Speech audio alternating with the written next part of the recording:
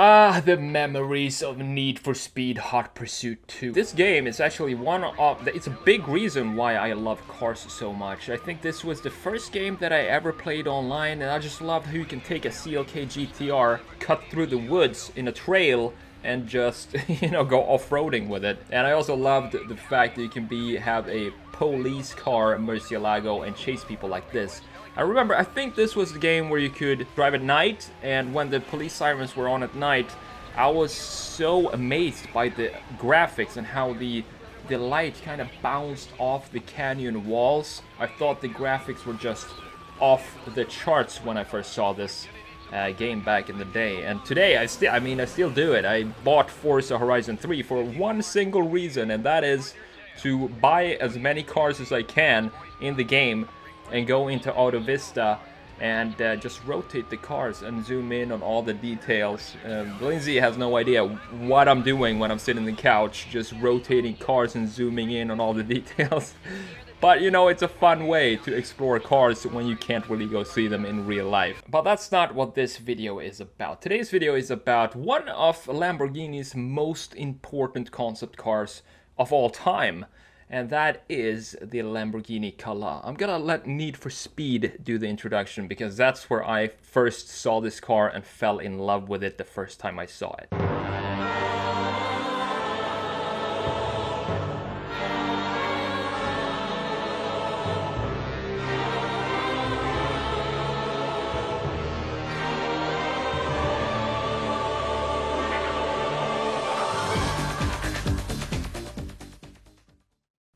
So, I don't know what to tell you. There's still some thunderstorms going on outside. I guess that's what we have. That's what we get when we live in Florida in summertime. Well, the two things that we get is either extreme heat, 95 degrees or something like that. That's probably 35 degrees Celsius, or we get massive thunderstorms. But I'm not complaining. I actually kind of like it because it means it kind of gives me the mood to do something creative. I like the sound of the rain, and I also like the sound of thunder. But if you hear it in the video, if you hear some rumbling in the video, that would be the thunder. So here we have the 1995, the legendary Lamborghini or Ital-design Cala. This was, as I said, introduced in 95, and I know it. I have a lot of childhood memories with this car, specifically from Need for Speed 2. Because I used to play that a lot, and I was so fascinated by the graphic, as I said in the beginning here. And it was such a cool car. I just love the way it looks. It's such a different, it was such a different design for Lamborghini at the time, and I'm gonna tell you the entire story behind this car from 95 and how important of a car this is, or this was, for the Lamborghini brand. I don't know, it seems like a lot of these concepts from the 90s, from the mid-90s, has just kind of faded away in the background, even though they were so many cool concepts, and a lot of them were actually in Need for Speed 2, or in the Need for Speed series, such as the Alfa Romeo Chigera, for example. I just love the way that car looks, also designed by Ital-design. I mean, Ital-design has done so many cool concepts, you can't count them all. But the Ital-design Chigera, they actually took a Alfa Romeo 164 sedan and removed the body of it and put almost a hypercar body on top of the platform that belonged to the 164 sedan. So it's kind of interesting to think about how they managed to do that. But they turned out great, fully functional model, just as this Cala here. So the brief for this car is it's really interesting actually, because I'm gonna dig deeper into the history of this car when we go into the redesign, but it's the first Lamborghini model that shows a new direction in design and kind of shows the direction that we're still in when it comes to Lamborghini design. And it was kind of unfortunate timing when this came out, because there was a lot of things going on in the Lamborghini company at the time. But you could say that this is the grandfather of the Murcielago and the Gallardo, and you can tell that by just looking at the proportions of this car. It is basically a mix between a Murcielago and a Gallardo, with 90s styling. And by 90s styling, I mean very round shapes and very organic air intakes, as you can see right here, for example. And these curves right here, everything on this car is a curve. I kind of refer to this era of car design as the melted cheese era, because everything looks like it's a piece of cheese that's been sitting in the sun for too long.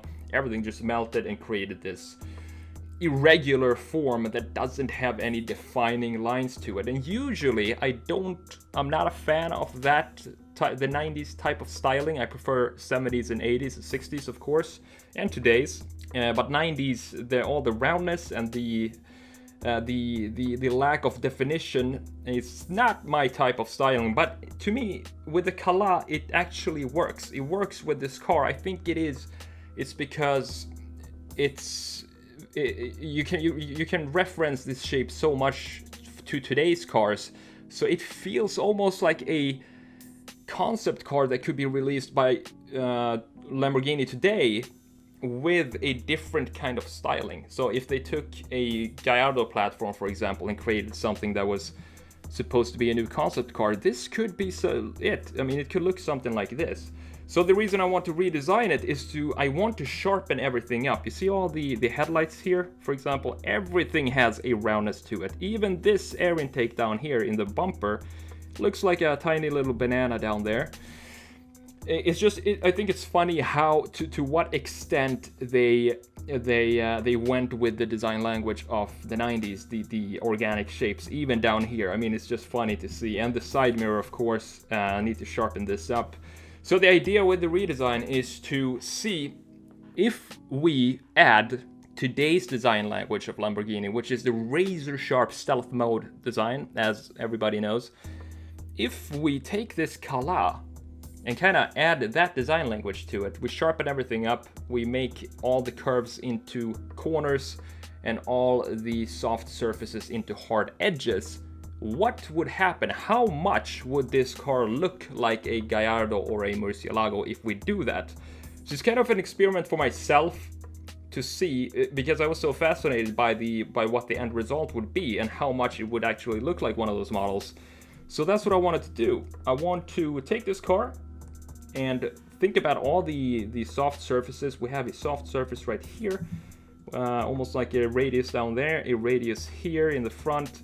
We have this organic air intake right here. I want to remove all of that. I want to make a sharp line that goes right here at the shoulder line.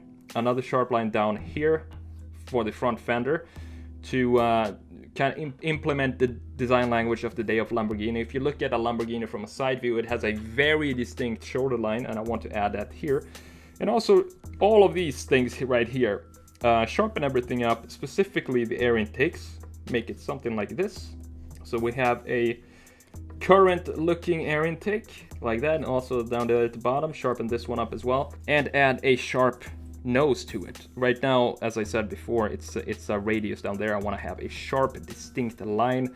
Do the same thing with the headlights, and I can tell right now by just looking at this, and I think you can too, what would happen if we sharpen these edges, these rounded corners of this headlight. What type of headlights do you see if we do that? You can tell just by looking at it now what this car inspired in coming Lamborghini models after this. So it's kind of an interesting experiment to see what this car would look like if let's say if it was a concept car that was released by Lamborghini today with the current styling. I'm also going to talk about the story of the Cala, very important model for Lamborghini, and I'm gonna tell you why right now. The Cala was first shown at the 1995 Geneva Motor Show, and it was a completely functional prototype that unfortunately never made it into production.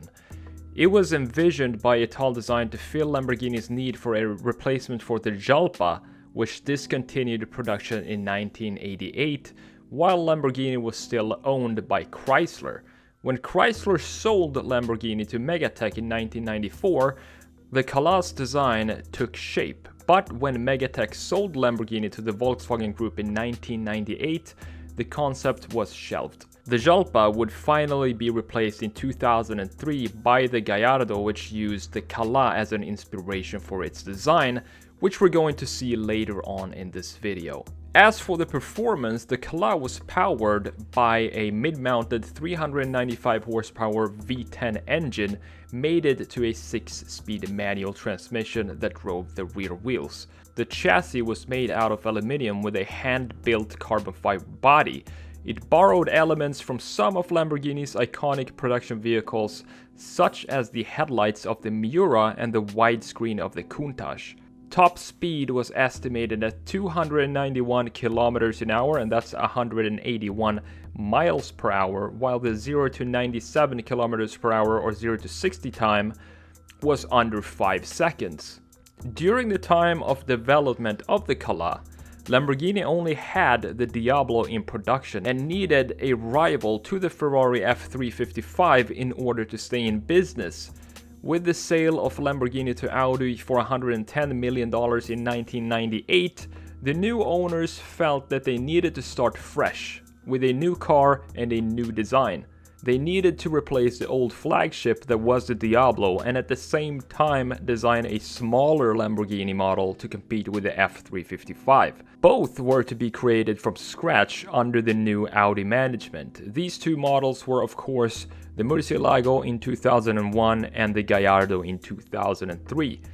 The Gallardo would become the most successful model in the history of the brand, with a total sales of 14,022 units between 2003 and 2014, accounting for almost 50% of the car production. In that sense, the Cala got the successor it deserved, and the single existing prototype of the Cala can now be found in the Italdesign Museum in Turin, Italy. Now, I want to talk about this redesign and where we're going with this shape. I think you can start to see for yourself that this car, if we just apply today's design language of Lamborghini onto this 90s curvature, we pretty much get a mix between a Murcielago and a Gallardo. It's so obvious that Italdesign had a lot to do with the design that we see in Lamborghinis today. And Luc Donkerwolke, the designer of the Lamborghini Gallardo and the Murcielago, what he did is pretty much what I'm doing right here. He took a lot of inspiration from the Cala and applied the new design language that was implemented by Audi, and that's how Lamborghini got its new design language. The Murcielago and the Gallardo are very, very simple designs when you look at the lines. They might look complex and very aggressive, but when you break it down, it's really a simple design with a lot of basic geometries put together in a very appealing way. So that's why the Cala was such an important concept. It pretty much shaped what Lamborghini is today, with the transition over to Audi and Luc Donkerwolke coming in and designing the Murcielago and the Gallardo based on the Cala concept. Now, if you stick around to the end of this video, I want to finish this video off by showing you the original sketches from Luc Donkerwolke himself while he was developing the Murcielago and the Gallardo, so you can see for yourself how much inspiration he actually took from the Cala. It's super interesting to see all the notes that he put down on the sketches and kind of read his mind as he was developing these two iconic models of Lamborghini. Thanks for watching this video. I'm the Sketch Monkey, and I will see you in the next video.